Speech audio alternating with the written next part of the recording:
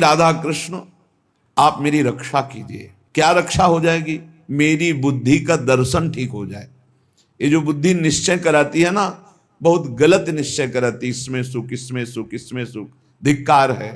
भगवान की कृपा से दिव्य मानव देह प्राप्त करके दिव्य आध्यात्मिक सुख प्राप्त करने की लालसा रखनी चाहिए, ना कि भोग दृष्टि से देखना चाहिए।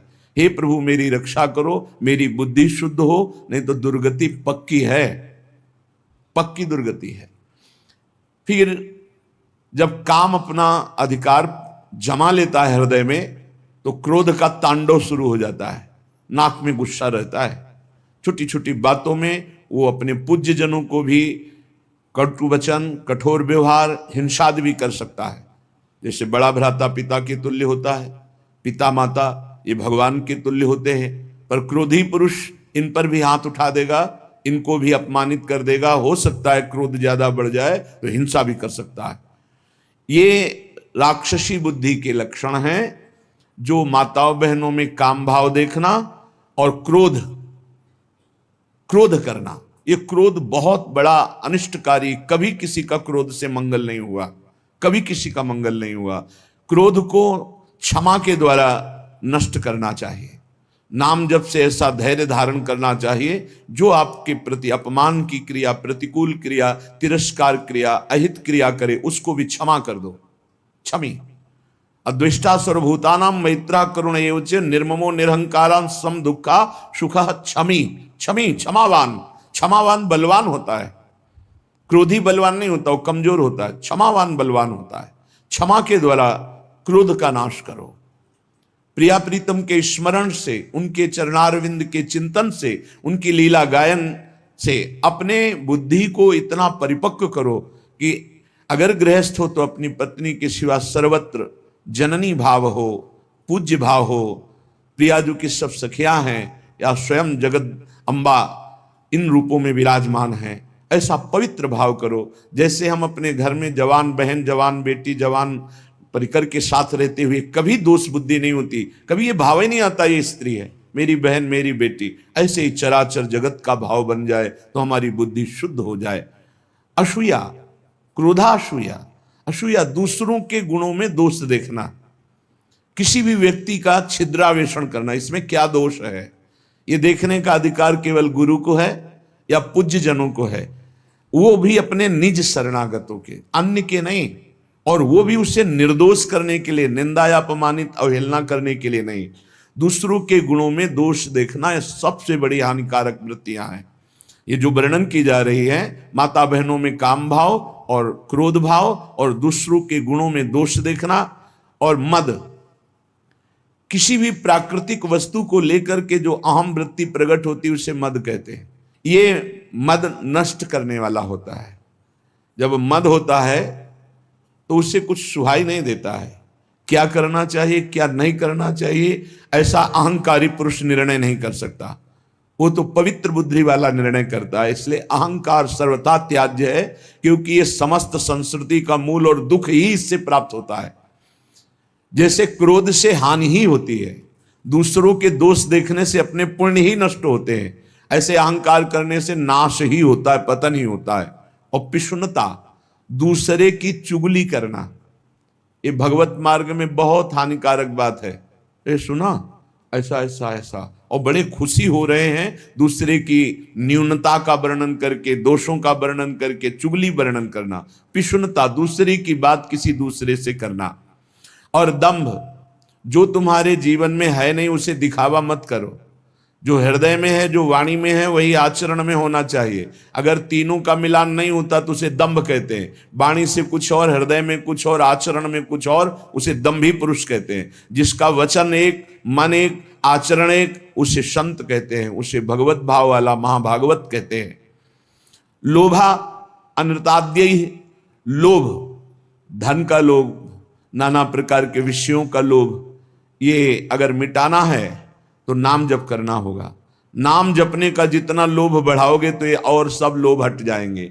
लोभ पास जेहि गल न बंधाया, सो नर तुम समान रघुराया। और अनृत है, झूठ बोलना। झूठ बोलना बहुत सहज होता जा रहा है, इसीलिए भजन में बड़ी हानि, बड़ा निषिद्ध है झूठ बोलना, शास्त्र में बहुत इससे रोका गया है। आज तो झूठा ही लेना, झूठा ही देना, झूठा ही भोजन, झूठ चबेना, हर बात में झूठ बोल रहे हैं लोग। झूठ को पाप ही नहीं समझ रहे, वाणी को शासन में नहीं ले रहे कि मुझे सत्य बोलना है, बस झूठ पे झूठ, जितना नाटक बोला जा सके, यहां तक कि अपने गुरुजनों से भी झूठ। अब इससे ज्यादा क्या होगा? संसार में एक जगह ऐसी है जहां झूठ वैसे तो कहीं नहीं बोलना चाहिए, पर किसी भी कारण से गुरुदेव से तो बोलना ही नहीं चाहिए। अगर गुरुदेव से झूठ बोला तो गुरु से कपट, मित्र से चोरी, या हो निर्धन या हो कोढ़ी। इस जन्म में नहीं तो अगले जन्म में तुम्हें कुष्ठ रोग होगा, गलित कुष्ठ होगा। गुरुदेव से अनृत बोलना, कपट करना, छल छुपाव करना, चलो इस जन्म में नहीं तो कल्याण तो नहीं होगा, मोक्ष को तो प्राप्त होगे ही नहीं, अगला जन्म जरूर कुष्ठी बनोगे, या फिर ऐसी दरिद्रता को प्राप्त होगे कि जो जीवन भर महान कष्ट देता रहे। अनृत बोलना, झूठ बोलना, क्यों बोलना? अगर हम गलत हैं तो फिर हमें दंड मिलना चाहिए, हमारा सुधार हो जाएगा, पवित्र हो जाएंगे। गलत नहीं है तो तुम जो सोचा करो, हम सत्य बोलेंगे। व्यापार आदि के लिए भी झूठ बोलने की कोई आवश्यकता नहीं, सब कोई जानता है मुनाफा के लिए व्यापार होता है। आप अपना नियत जो मूल्य है उसमें मुनाफा जोड़ करके आप बेचिए, झूठ मत बोलिए। झूठ बोलने से कोई व्यापार थोड़ी बढ़ जाएगा। अगर आप झूठ बोल करके पैसा कमा रहे तो परिवार में अशांति, क्लेश, दुख, नाना प्रकार की रोग विपत्तियां घेर लेंगी। सत्य मार्ग पर चलो। श्रीपाद कह रहे हैं यदि इस जन्म में तुझे मंगल गति प्राप्त करनी है तो अपनी बुद्धि की राक्षसी प्रवृत्ति को रोको, माता बहनों के प्रति काम भाव मत करो, किसी से क्रोध से वर्ताव मत करो, दूसरों के गुणों में दोष दर्शन मत करो, अहंकार मत करो, किसी की चुगली मत करो, जो तुम्हारे जीवन में नहीं वो नाटक मत करो, दंभ मत करो, दिखावा मत करो, लोभ मत करो, झूठ मत बोलो। क्या होगा इससे? इससे आपके अंदर भगवत भाव जागृत होगा। ये नरक पहुंचाने वाले हैं जितने लक्षण हैं, अभी समझ में नहीं आ रहा है, आ जाएगा समझ में। जिस समय दंड विधान लागू होता है तब लगता है कि कभी कोई जिंदगी में पाप ना करे। जब शरीर पीड़ा से युक्त, मन खिन्न, नाना प्रकार की विपत्तियां घेर लेती हैं, बड़ी अव्यवस्थाएं, तब उस जीव को लगता है मृत्यु हो जाए तो अच्छा। तो क्या होगा? मृत्यु हो जाने पर तुम कोई सुविधा में पहुंच जाओगे क्या? भारी दुख। मृत्यु के बाद कोई सुख? अरे सुख तो इस मनुष्य शरीर में है। इस मनुष्य शरीर से परमात्मानंद प्राप्त कर सकते हो, अखंडानंद प्राप्त कर सकते हो, भगवत प्रेमानंद प्राप्त कर सकते हो। भूल गए विषयानंद में, और जब विपत्ति आई तब मृत्यु को मनाने लगे। एक एक चेष्टा का बड़ा बड़ा कष्ट है। तो जिसने कभी दूसरों को, भूखों को भोजन पवाया है, प्यासे को जल पिलाया है, किसी की भारी दुख में सम्मिलित होकर दुख निवृत्ति की है और भगवान नाम जप, तो ऐसी स्थिति को वो सह पाता है। उस समय भी गंभीर मुद्रा में वो भगवान का स्मरण उस दुख से विक्षिप्त होकर नहीं छोड़ता। वो पवित्र अंतःकरण वाला उस भारी कष्ट अवस्था में भी भगवान नाम स्मरण। ध्यान देना, अगर दूसरे को कष्ट दिया है, कभी किसी का हित नहीं किया, कभी प्यासे को पानी नहीं पिलाया, कभी भूखे को अन्न नहीं पवाया, तो अंतिम समय तुम्हारा बाधित हो जाएगा। जो शत मार्ग है वो बाधित हो जाएगा। ये सिद्ध महापुरुष बोल रहे हैं। जो पुरुष कभी झूठ नहीं बोला, जो कभी किसी से झगड़ा नहीं करवाया, किन्हीं का स्वभाव होता है दो मित्रों के बीच में झगड़ा करा देना, पति पत्नी के बीच में झगड़ा करा देना, ऐसा।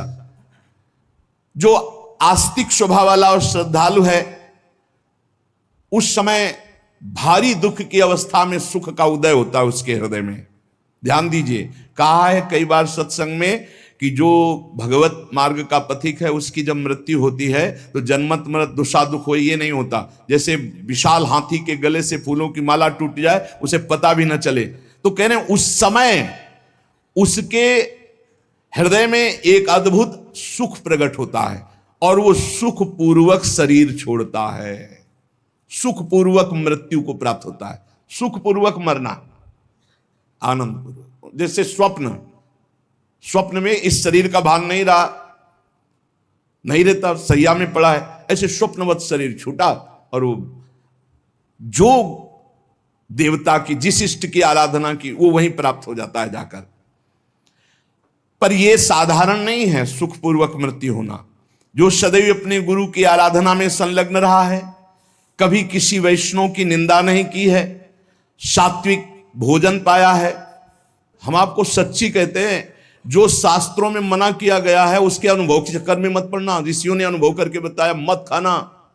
भजन में अगर चलना है तो प्याज, लहसुन, मसूर की दाल, जो जो भी मना किया गया मान लो। ब्रह्म ऋषियों ने जो जो निषेध किया है वो नहीं पाना चाहिए। यहां कहने जो गुरु की सेवा में संलग्न है, जो किसी की निंदा नहीं की, और जो सात्विक आहार करता है, सतोगुणी आहार करता है, और जो लज्जाशील है और भगवान की शरण में है, मृत्यु के समय उसे कष्ट नहीं होता, उसे कष्ट नहीं होता। जो सात्विक आहार करता है, गुरु सेवक होता है, कभी किसी की निंदा नहीं करता है, उदार वृत्ति होती है, जो गुण गंभीर स्वभाव वाला होता है, भगवान का आश्रय लिए होता है, वो अंतिम समय सुखपूर्वक मरता है। भाई जी कैसे गए? जैसे कोई गाड़ी में चढ़ने जा रहा हो, सबसे ऐसे मिलके गए। अगर मन वचन शरीर से कभी किसी को कुछ भी दुख पहुंचा हो तो आज मैं राधा माधव के पास जा रहा हूं, मुझे क्षमा कर देना। भाई जी महाराज बड़ा करुण क्रंदन, निज जन सब एकदम आर्त भाव, भाई जी सबसे ऐसे हाथ जोड़ते हुए, ये मृत्यु है। और इधर पूज्य पंडित गया प्रसाद जी ने देखा पालकी में नवीन सखियां और एक नई किशोरी बैठी हुई, देखा रहे तो भाई जी महाराज जा रहे हैं वृंदावन। गिरिराज जी की तलहटी में देखा कि भाई जी महाराज आ रहे हैं वृंदावन। तो हे पिताश्री, जो मनुष्य कामना से युक्त होकर के, क्रोध से युक्त होकर, द्वेष से युक्त होकर अपने धर्म का त्याग कर देता है, शास्त्र की, गुरु की आज्ञा का पालन नहीं करता है, वो मृत्यु के समय भयानक दुख को प्राप्त होता है। उस समय सब चतुराई विस्मृत हो जाती है। अब उस समय क्या आएगा चिंतन में, वही बनना पड़ेगा जो आ जाएगा। जिन्होंने मृत्यु काल उपस्थित होने पर भगवद आश्रय लिया है, उनको जलन नहीं होती।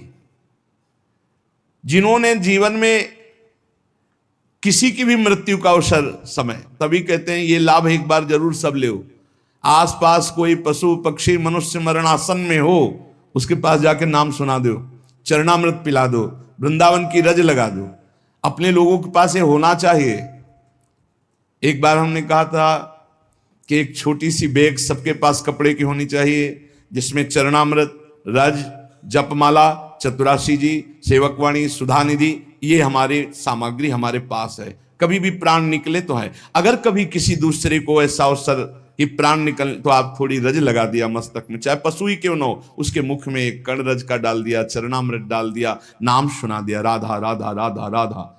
अब ये वो बीज बो गया जो आपके अंतिम समय काम आएगा। जब आपका अंतिम समय होगा तो भगवान किसी को भेजेंगे या स्वयं आएंगे और आपके मंगल का संविधान रच देंगे। जीवन में एक बार तो कर लो, आसपास कहीं पड़ोस में कहीं कोई ऐसा दिखाई दे अवसर। आजकल तो लोग इतने बेपरवाह हैं कि सामने कोई तड़प रहा है, एक्सीडेंट हो गया है, तो वीडियो जरूर बना लेंगे, खिड़की खोल के गाड़ी बढ़ा के निकल, कौन झंझट में फंसे। तो तुम जब फंसोगे तो तुम भी ऐसे तड़पोगे। ऐसा नहीं, प्राप्त सेवा का तिरस्कार करने वाले को दंड मिलता है।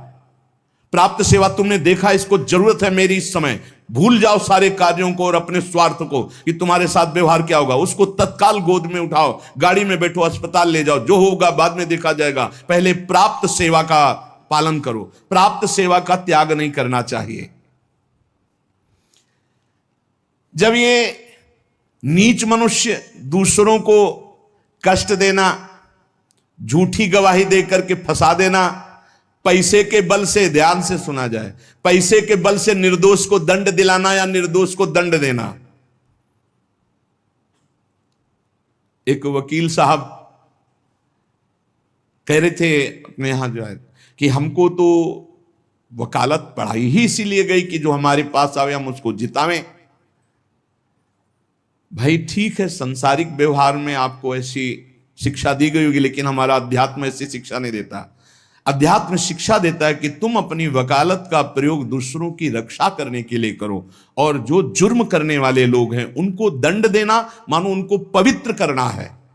अगर आप जानते हैं ये जुर्म से युक्त है, दोष से युक्त है, और पैसे के बल से उसको निर्दोष साबित कर देते हैं, तो वो और आप दोनों दंड के भागी बनेंगे, परिणाम में आपको दुख भोगना पड़ेगा। अगर उसे दंड मिल जाता है तो वो पवित्र हो जाता है, आप बच जाते हैं। आपकी वकालत होनी चाहिए दूसरों को बचाने के लिए, जो निर्दोष हैं, और जो दोषी हैं उनको दंड देना, ये वकालत का आपका फल होगा। क्योंकि आप अच्छे वकालत करने वाले हैं, तो निर्दोष को बचाइए, और दोषी को सजा मिले तो दोषी भी पवित्र होगा और आप भी पवित्र हो जाएंगे।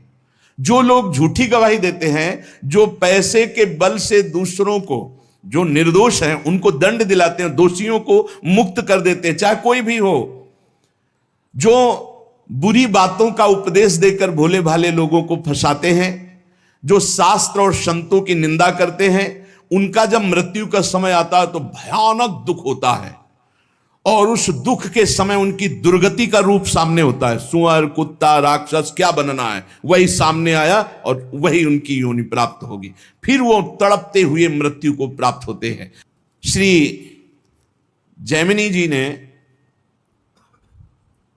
एक दिव्य पक्षी उनके सामने प्रकट हुआ। ब्रह्म ऋषि किसी भी रूप में अपने जनों को उपदेश देने के लिए प्रकट हो सकते हैं। चैतन्य तेजोमय पक्षी। तो जैमिनी जी ने पूछा कि आपके दर्शन से ही लगता है कि आप त्रिकालज्ञ हैं। जैसे पक्षियों में काकभुसुंड जी, गरुड़ जी, ये सब त्रिकालज्ञ सर्वज्ञ महापुरुष हैं। तो आप हमें ये बता सकते हैं कि जीव ये दुर्गति को प्राप्त क्यों होता है? चैतन्य घन परमात्मा का अंश अपने को आनंद की खोज के लिए भोगों में फंसा रहा है, ऐसा क्यों होता है? उस दिव्य पक्षी ने कहा, महर्षि, मैं आपके मन के संशय को देखकर ही पक्षी रूप धारण करके आया हूं। पूर्व काल में एक परम बुद्धिमान भृगुवंशी ब्रह्म ऋषि थे। उनके सुमति नाम का एक बहुत ही तेजस्वी पुत्र हुआ। जब वो बड़ा होने लगा तो वो शांत और जड़वत पागल, कुछ नहीं बोलना, एक शब्द नहीं बोलना। जब उपनयन संस्कार यज्ञोपवीत हुआ, ब्रह्म ऋषियों में होता है, तो पिता ने कहा, सुमते, आज तक मैंने तुमसे कुछ नहीं कहा, लेकिन अब तुमको गायत्री अध्ययन, मंत्र अनुष्ठान, वेदाध्ययन, ये सब करना होगा। भिक्षान्न से शरीर पोषण करो, गुरुकुल में वास करो, वेदों का अध्ययन करो, गायत्री अनुष्ठान करो, पूर्ण ब्रह्मचर्य, ब्रह्म तेज संपन्न हो, फिर गृहस्थाश्रम में प्रवेश करो और उत्तम धर्म का अनुष्ठान करके भगवत प्राप्ति करो। मनुष्य जीवन का यही लक्ष्य है।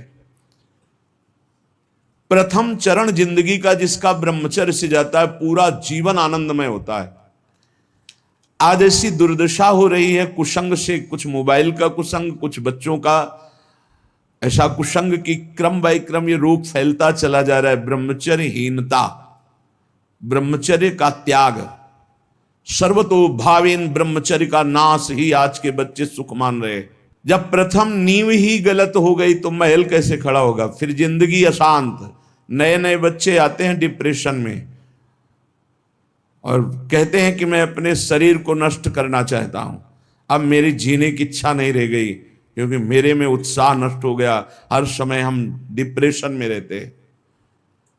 पहला आश्रम ब्रह्मचर्य आश्रम है, सबका पहला आश्रम ब्रह्मचर्य। फिर जो गृहस्थ, वानप्रस्थ, सन्यास या ब्रह्मचर्य सीधे सन्यास। बेटा तुम इन नियमों का पालन करो तो तुम्हें ब्रह्म की प्राप्ति होगी। कौन सा शोक है जो तुमको बोलने नहीं देता? मैं तेज से बता रहा हूं कि तुम साधारण जीव नहीं हो जो हमारे पुत्र बने हो, तुम्हारे ब्रह्म तेज से, पर तुम पागल जैसे रहते हो, एक भी शब्द नहीं बोलते हो। जैसे जड़ भरत जी हार गए, पिता पधार गए, लेकिन कभी गायत्री कभी उच्चारण नहीं किया। संपूर्ण ब्रह्म ज्ञान उनको प्राप्त। जब अनेक बार कहा तो सुमति जी कुछ नहीं बोले। पिता ने स्नेहवश फिर कहा, बेटा तुम छल मत करो, मुझे पता है तुम बोल सकते हो और तुम ज्ञानी महात्मा हो, मुझे पता है तुम्हारा तेज ऐसा है, तुम पागल नहीं हो। जब बार बार कहा तब सुमति ने हंस दिया और उसका पिताजी, ये जो आप उपदेश कर रहे हैं ये बहुत बार बहुत जन्मों में कर चुका हूं।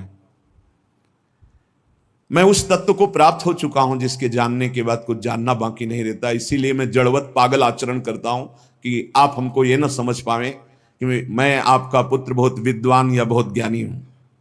जो आप उपदेश कर रहे हैं बहुत जन्म अनुष्ठान कर चुका हूं।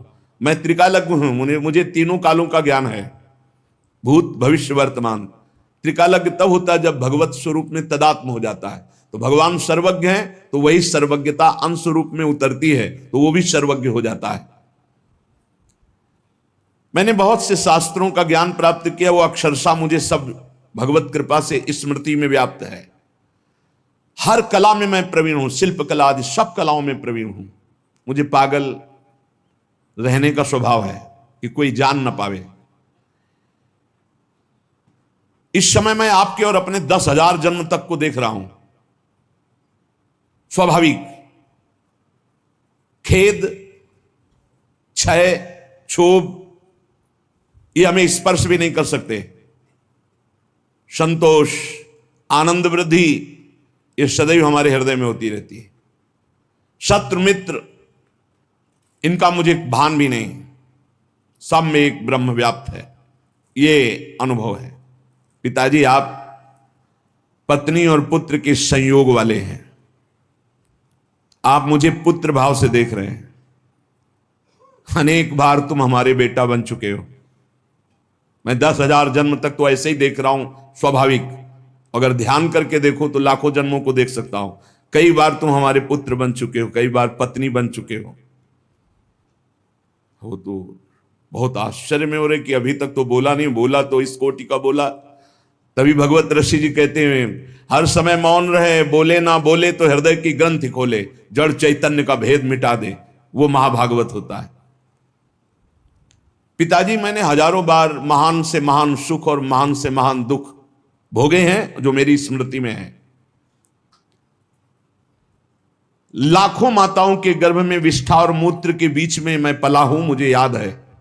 अपने लोगों को इसी जन्म का याद नहीं है।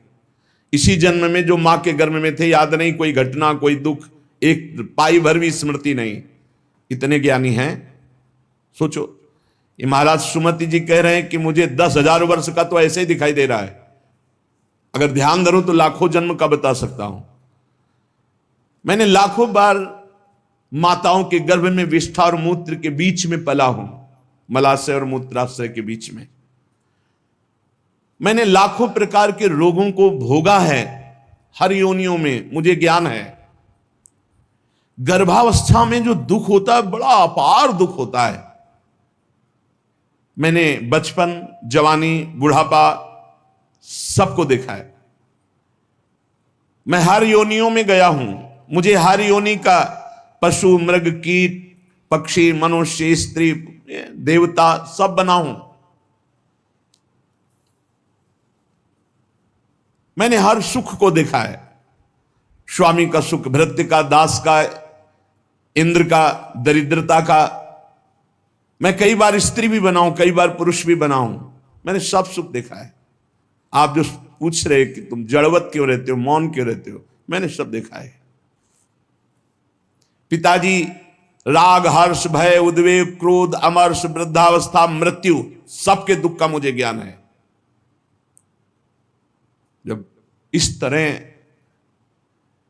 प्रसन्नता से हृदय भर गया पिता का कि मेरा जो अनुमान था कि तुम कोई बहुत बड़े महात्मा हो, तेजस्वी, तुम पागल का केवल स्वांग कर रहे हो, ये सत्य हुआ। मैं धन्य हुआ जो तुम्हारे जैसा पुत्र प्राप्त किया। उन्होंने विस्मय से गदगद वाणी में कहा, बेटा ये ज्ञान तुमको कहां से प्राप्त हुआ? मैं भी तो साधना करता हूं, मैं भी ब्रह्म ऋषि हूं।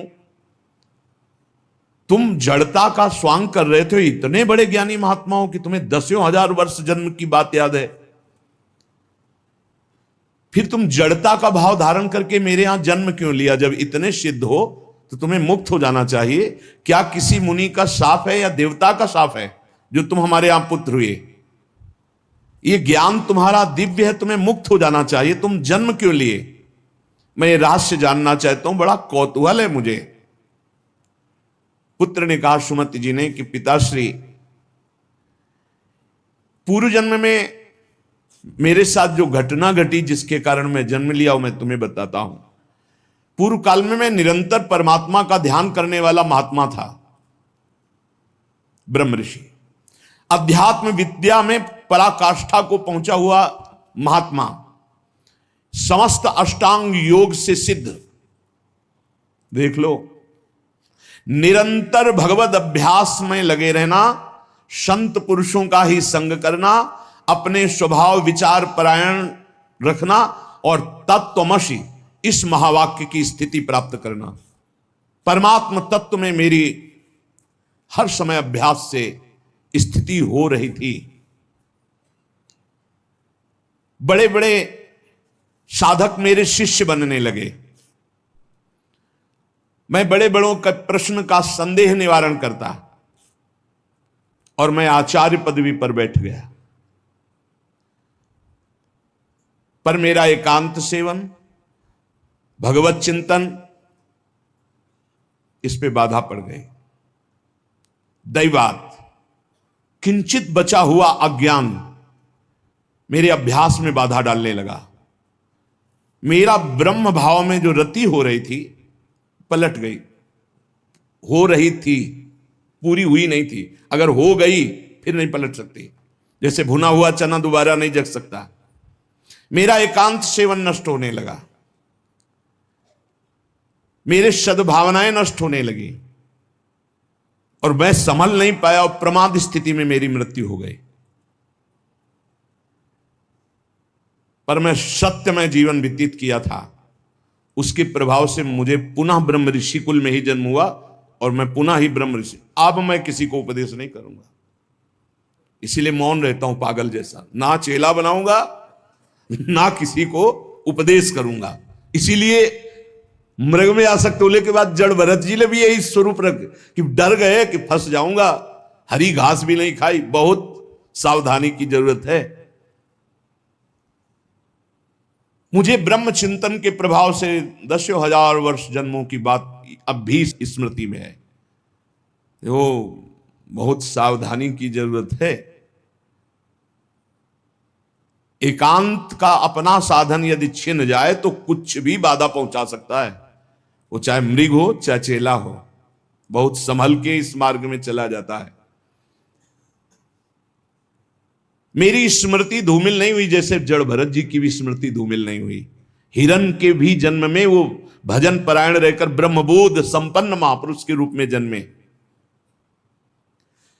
पिताजी पूर्व जन्म के अभ्यास में मैं जितेंद्री था, इसलिए अब भी मैं जितेंद्री ही हूं। केवल प्रमाद स्थिति आ गई, चिंतन में प्रमाद, बहुत सावधानी। अब भविष्य में मेरा जन्म नहीं होगा क्योंकि मैं सावधान हूं, अब प्रमाद नहीं होने दूंगा। मैंने जो दूसरों को ज्ञान दिया था उस ज्ञान का कहीं ना कहीं मुझे अहंकार आ गया, इसलिए प्रमाद स्थिति आ गई। भ्रम न हो जाए, वो छुपा छुपी का खेल खेलता है, चेला नहीं है, वो जगत गुरु है। भगवान श्री कृष्ण कह रहे हैं मत्ता पर तरम नान्यत, मेरे सिवा अन्य कोई नहीं। तो कहीं गुरु बनने का अहंकार ना आ जाए। भगवान अपने भक्त की हर इच्छा को पूर्ति करते हैं तो वही आकर शिष्य रूप में शरणागत का स्वांग करते हैं। ये भूल गए तो देख ले, और कोई अपराध नहीं था, कोई अपराध नहीं था। प्रमाद स्थिति मैं ज्ञानी हूं, अहम जागृत हो गया, एक जन्म बर्बाद हो गया।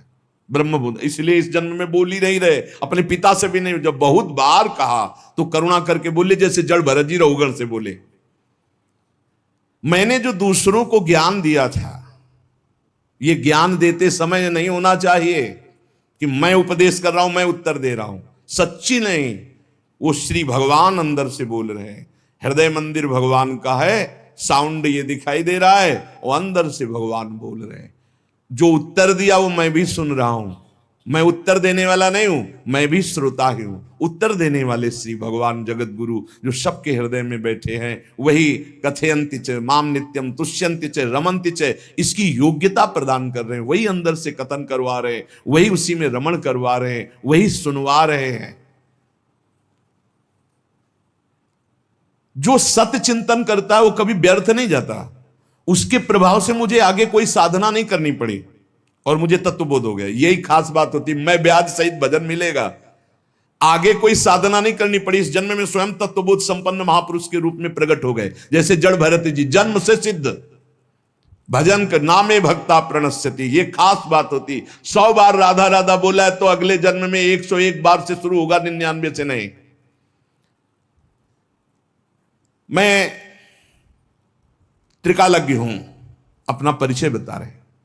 और ये तीनों कालों का ज्ञान साधारण धर्मों के पालन से या कर्म कांड से इनसे नहीं प्राप्त होता है, ये भगवत चिंतन ब्रह्म चिंतन से प्राप्त होता है। पिताजी मैं जन्म से ही सन्यासी हूं, मुझे ये शिक्षा की अब जरूरत नहीं कि आप ब्रह्मचर्य धारण करो, आप जाओ एकांत सेवन करके फिर गृहस्थाश्रम, फिर वानाप्रस्थ, फिर सन्यासी। मैं जन्म सिद्ध सन्यासी हूं। मेरे से चूक हो गई, जरा सी चूक में जन्म हो गया। हिरन में आसक्त, जरा सी चूक में, बहुत बड़ा गेम है ये, चूक नहीं होनी, ये खेल है, चूक नहीं होनी चाहिए। अच्छा, खास बात देखो, चूक कहां हुई है। और जब भगवान की शरण में होता है तो भगवान कह रहे अंतिम चूक को मैं सुधारता हूं। इसीलिए सर्वश्रेष्ठ भगवान की भक्ति है, शरणागति है। इतने बड़े महात्मा की चूक हुई और अगला जन्म हुआ और जीवन भर वैश्यागमन करता रहा, अंत समय नारायण बुलाया तो परम पद पहुंच गया। पुत्र के बहाने नारायण बोले, भगवान नाम, इसीलिए हम नाम जप की महिमा को बार बार गाते हैं। मैं क्या हूं इसको छोड़ो, आप क्या है प्रभु, मैं समझ गया। राधा राधा राधा राधा राधा राधा, परम पद मिल गया। अब ये बहुत सरल लगता है ना, इसलिए फ्री किसी को हीरा दो तो कांच ही समझेगा, और दाम लगा के कांच दो तो उसको माथे पे लगाएगा। 1 लाख में खरीदा है, भले चमकीला रंगीन कांच ही हो या सफेद कांच हो, और अगर फ्री हीरा दो तो उसको लगे हीरा फ्री कैसे दे सकता है, नहीं ये तो कांचा ही होगा। पैसा लगा के फ्री सत्संग मिल रहा है तो समझ में नहीं आता, फ्री सत्संग मिल रहा है, फ्री एकांतिक मिल रहा है तो समझ में नहीं आता। पक्की बात समझो, भगवान नाम से बढ़कर के कोई साधना नहीं है, कोई साधना नहीं। ये आप देखो, इन प्रसंगों को इसीलिए सुनाते कि आप पकड़ो, इतनी ऊंचाई पे चढ़ा हुआ महापुरुष जरा सा अहम में फिसल गया। और भगवान का भक्त जो भगवान का शरणागत है, तो भगवान कहते हैं अंतिम समय उसका स्मरण मैं बनता हूं, मैं स्वयं उसका स्मरण बनता हूं।